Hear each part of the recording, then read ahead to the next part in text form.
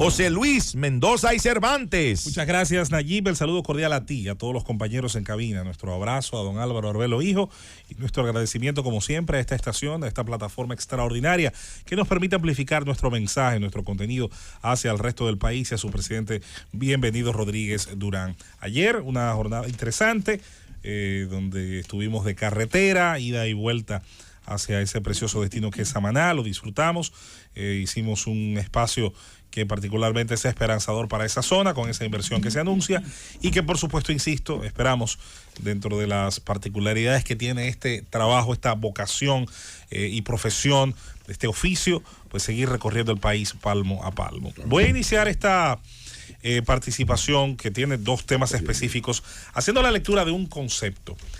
Tarifa tiene dos formas de verse. La tarifa puede ser o una tabla de precios, derechos o tasas de un trabajo o servicio. Por eso hay una tarifa, por ejemplo, de un servicio como el de taxi, donde, dependiendo aspectos de distancia, horario, tráfico, puede haber una variación en el precio que se le ofrece al consumidor final.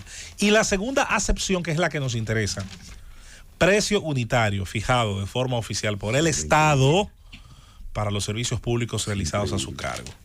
Y ahí es donde entra el elemento en cuestión.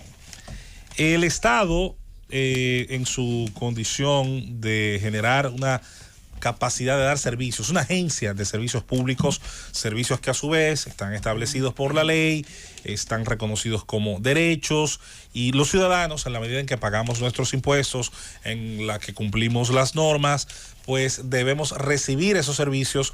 Se supone que con la mejor calidad, se supone que deben ser servicios prestados también por los funcionarios que están capacitados para ello, que lo hacen con las mejores condiciones para el ciudadano. Ahora bien, el mercado coloca precios que están basados, como todos conocen, en el sistema de libre mercado. Los precios transmiten información, hablan de costos de producción, hablan de costos de transportación, en el caso de la materia prima, hablan de todos los elementos que componen los precios para poder generar, por ejemplo, un servicio, de manera que los precios en un libre mercado tienen una composición distinta, con otra lógica que es un poquito más clara, que se supone es un poquito más fácil de entender. Sin embargo, el Estado, en protección, se supone, de personas en situaciones más vulnerables, cuando establece ese precio que llamamos tarifa, lo hace no necesariamente pensando, como sí lo hacen las empresas privadas, en factores como el lucro, en factores como la ganancia.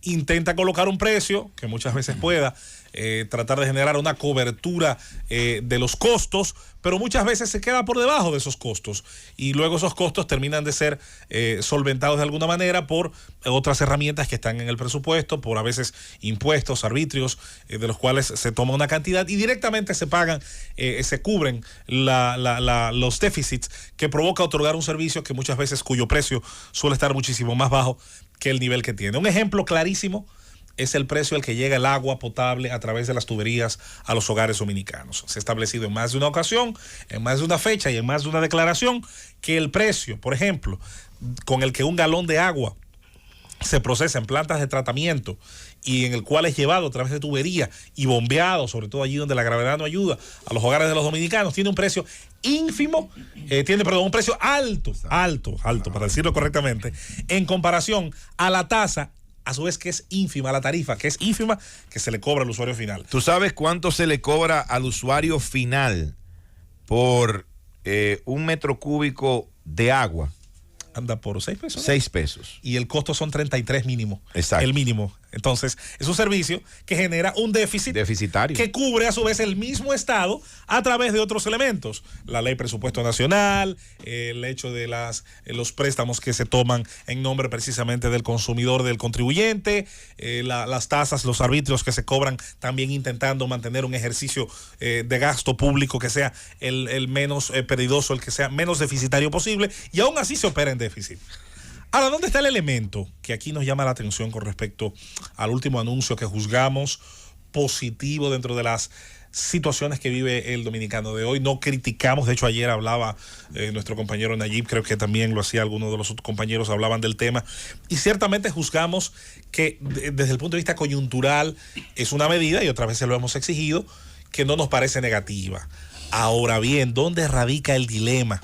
Señores, en una cultura por parte del Estado de años, de décadas, de no tener primero la capacidad de comunicar con claridad y de socializar con claridad la composición de estos costos, de hacerle saber a la población que nada es gratis. De hecho, el término gratis debería ser execrado de la política. Hay cosas cuyos costos son subsidiados, pero sus costos de operación, de fabricación, de transportación, de servicio, de distribución están ahí. Esas leyes de la economía son inexorables. No pueden bajo ningún concepto ignorarse. Cuestan. Ahora, ¿quién lo paga? Bueno, lo paga usted, lo pago yo, aunque muchas veces no recibamos los beneficios de ese servicio. La educación pública es un ejemplo de ello. La educación pública la solventamos todos los contribuyentes, tengamos o no hijos en edad escolar. Pero luego, teniendo hijos en edad escolar, una parte de la sociedad dominicana paga la educación privada, a la vez que sus impuestos solventan la pública. O sea, mantiene una relación doble con el servicio de educación, donde el mercado le ofrece unos niveles, con unos precios, con unas calidades que usted decide pagar, pero usted no está dejando de erogar a través de sus impuestos. Usted no está dejando de pagar a través de sus impuestos la otra educación. El único lugar del mundo donde se estableció o se ha establecido algún tipo de mecanismo que si no lo resuelve, al menos lo aclara, es donde está el cheque escolar. El caso de Chile, el caso de Nuevo México, Australia, algunas naciones que lo que hacen es darle el monto total de la inversión en un año al padre, tenga, ese es el cheque escolar y usted decide cómo lo invierte. Ahí están las escuelas que le ofrecen un servicio, ahí están colegios que ofrecen un servicio y usted entonces se las arregla como usted entiende mejor le va. En el caso de la tarifa eléctrica y sin conocer y sin pretender conocer tampoco elementos técnicos que son muy, muy específicos y que sé que conoce muy bien nuestra compañera Susana Gotro, cuyo nombre, hay que decirlo, está en la historia y está en la práctica consuetudinaria del cobro de ciertas tasas y tarifas, porque eso es un diseño donde participan servidores públicos que con sus conocimientos que van desde el derecho administrativo, pasando por enormes conocimientos técnicos en los aspectos de generación, entonces hacen un diseño. Todo precio, y ya no importa si es tarifa, ya no importa si es precio de mercado, tiene una fórmula. Y la composición de esa fórmula, señores, hay que decirlo, es un trabajo interesante, es un trabajo extraordinario, es un trabajo exigente. Nunca quienes trabajan esos aspectos son improvisados. Puede luego, y es lo que nos molesta, y es a lo que va dirigido nuestro comentario, luego se improvisa desde más arriba, se improvisa desde más arriba, cuando se le falta, a veces yo digo el respeto, pero a veces creo que también la seriedad al trabajo que tiene que hacer el Estado al momento de generar una cultura de pago. ¿Y cómo se genera? Entre otras cosas, respeto al trabajo de muchos de esos técnicos calificadísimos que el país ha tenido y que a mí me apena cuando la gente habla a veces de la tarifa, lo mete todo en un saco, lo mete todo en una bolsa y no es justo. Miren, aquí en más de una oportunidad se han sentado profesionales de distintas gamas que confluyen en ese tipo de ejercicio. Y aquí se han hecho trabajos, hay que decirlo, que han sido bastante serios, que han sido bastante lógicos, que se adaptan muy bien a la dinámica de un sector público-privado donde confluyen ambos sectores y que pudieran, de haberse hecho respetar obviamente por el Estado y las agencias que deben generar el cobro, estaríamos en una situación muy distinta, créanme, al momento de que se hubiese respetado ese trabajo. Pero ahí viene el elemento. Lo técnico, penosamente, es sepultado por lo político. Y las decisiones políticas sobre tasas, sobre tarifas, sobre arbitrios, terminan, señores, dañando algo que a mí se me parece, voy a hacer un ejemplo más mundano, más terrenal, para que me entienda el pueblo dominicano de a pie, el que va en su carro público.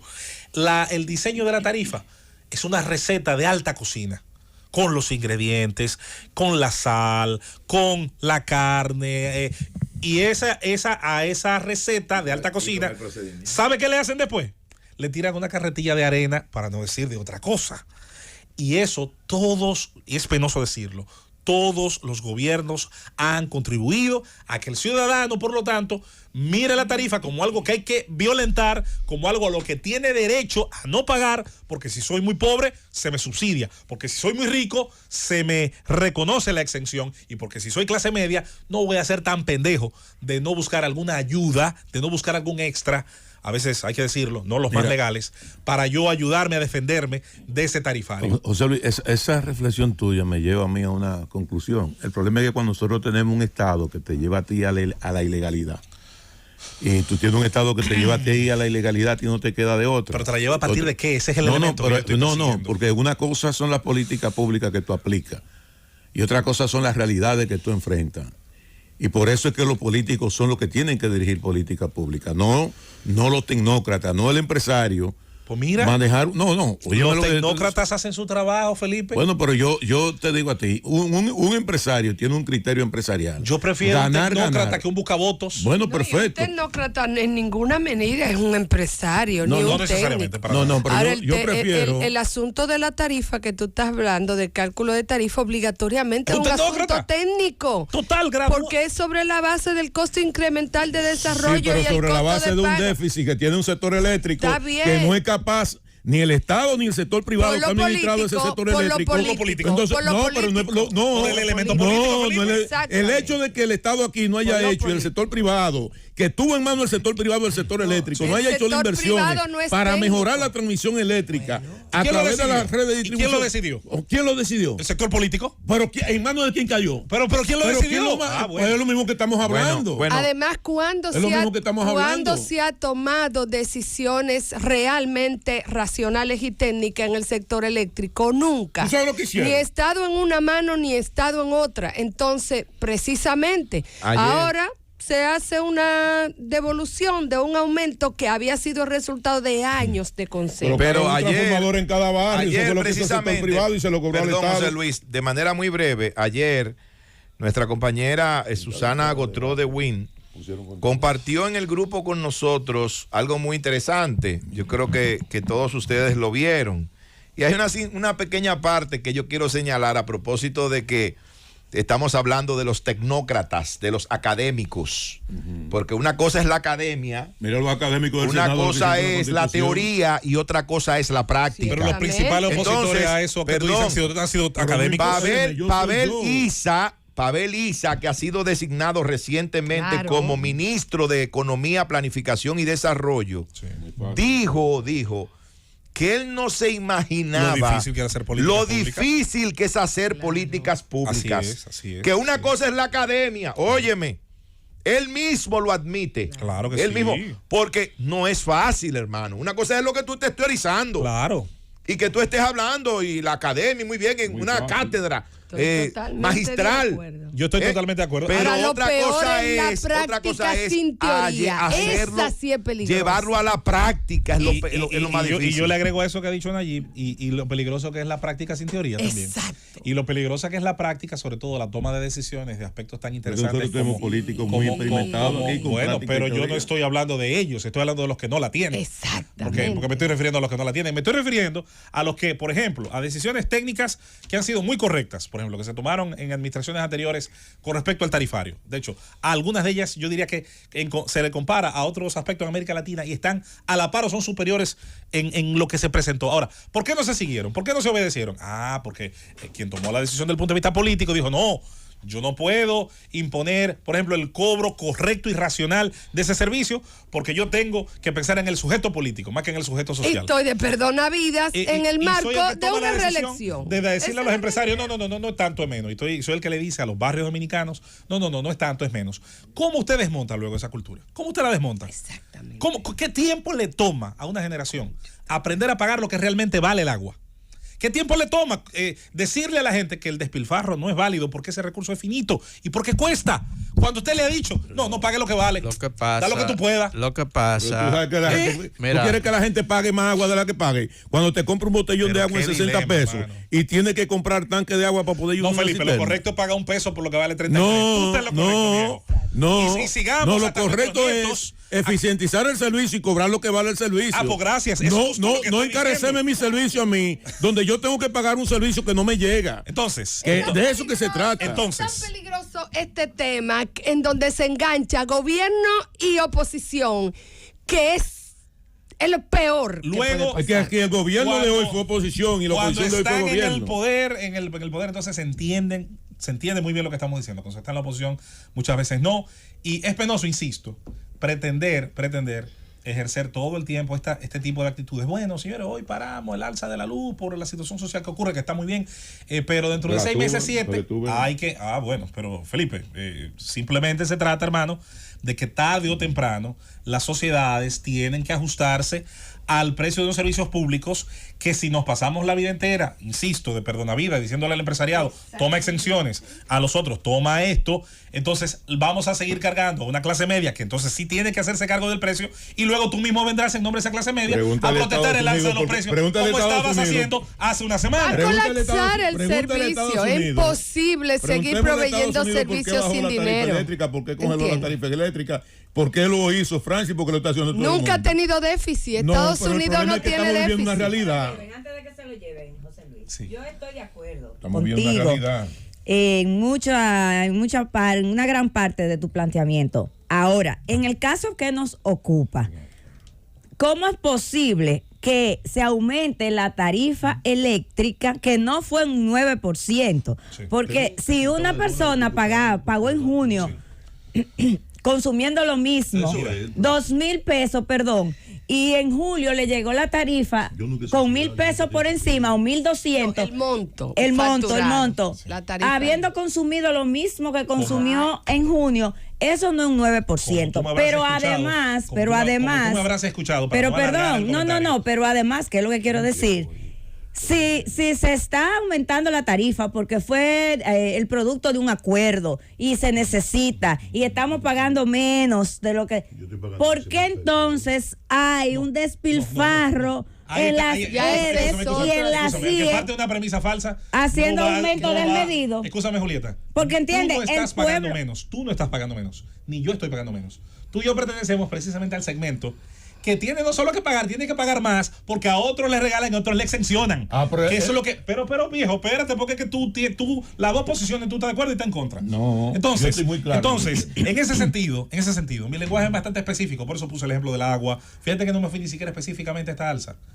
Si el Estado pone tarifas, que las cumpla. Ahora, tiene que variarlas, que las varíe. Los técnicos están ahí, en la academia, están en los medios, están en diferentes elementos, abogados, ingenieros eléctricos, ingenieros electromecánicos, y pueden perfectamente decirle al gobierno, mira, tu tarifario nacional es pero tiene que cumplirse. Tú no puedes hacer eso, pagar lo que vale muchísimo en términos de las ideas y del conocimiento que tú pagas, para después entonces tú mismo violarlo en nombre de unos intereses políticos, a veces hasta electorales, y es lo que hemos construido, un estado deficitario. Eso es lo que hoy queremos dejar entender. Si usted pone una regla, intente diseñarla bien o intente cumplirla. Llévatelo.